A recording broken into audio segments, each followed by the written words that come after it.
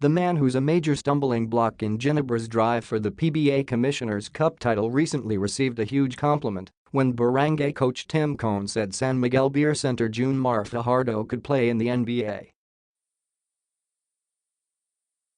San Miguel and Ginebra are currently tied in the best-of-7 finals at a win apiece with Game 3 set at the Smart Araneta Coliseum tonight. Fajardo, 28, averaged 20.2 points and 12 rebounds before the finals, but in Game 1, which Ginebra won, 127-99, he was held to only 13 points. In Game 2, Fajardo fired 25 points as San Miguel evened the series, 134-109. Fajardo wasn't the only PBA player whom Cone singled out as a possibility for the NBA. Cone also mentioned TNT KaTropa's Jayson Castro and Phoenix Matthew Wright. "If you're a lights-out shooter like Matthew, you've got a chance to make it in the NBA," said Cone.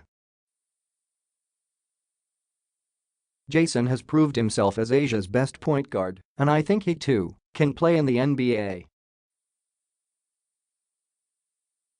Cone was the Alaska Aces coach when his point guard Johnny Barrientos was approached by Charlotte international scout Joe Betancourt on the possibility of joining the NBA in 1997.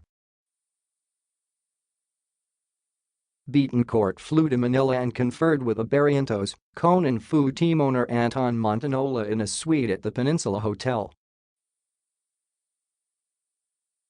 Betancourt talked about the option of a 10-day contract and said he would push Charlotte coach Dave Cowens into making room for Barrientos in the roster. But when Betancourt went back to Charlotte, he was informed that Cowens had just signed point guard David Wesley, and there was no spot left for Barrientos. "It's all about timing," said Cone. "Johnny could have played in the NBA. But the timing wasn't right when Betancourt came over." In the PBA, Cone said he's excited about the future prospects of Ginebra with the blossoming of Scotty Thompson, the arrival of Julian Sargent and the activation of Art de la Cruz. Both Sargent and de la Cruz are 26 and Thompson, 25. A good nickname for Scotty is the Piper because he leads the team in different ways, and it's not just his hustle, said Cone. "I've had my eye on Julian for a while. He's recovering from a shoulder injury, and he should be ready now. Art hasn't played for us since his trade from Blackwater in August last year and had to undergo a second surgery to repair the tear in his Achilles tendon. He'll start practicing for the third conference, and let's see what happens." The others in Ginebra's youth brigade are Jet Manuel, 25, Prince Capral, 25, Kevin Ferrer, 25 and Aljan Mariano, 25. On another issue, Cone said enlisting a naturalized import for the national team shouldn't be discretional.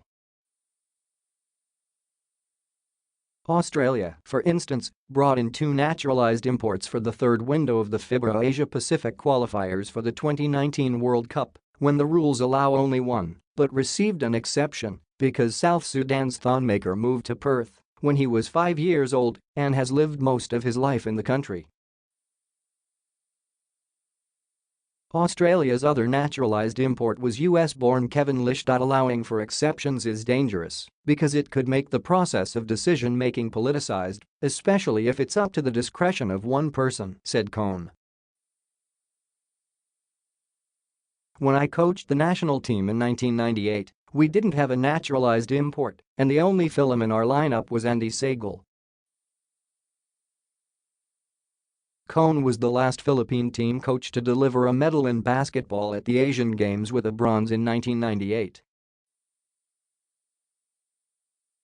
On the issue of recruiting foreign athletes in collegiate sports, Cone said it should be given a second thought because the wealthy schools end up with the best imports. "Education is the foremost priority of student athletes, not playing basketball or whatever sport," he said. I don't agree with collegiate players receiving money for endorsements or TV appearances because it takes away the positive experience of playing for a school. Money becomes the priority, not education.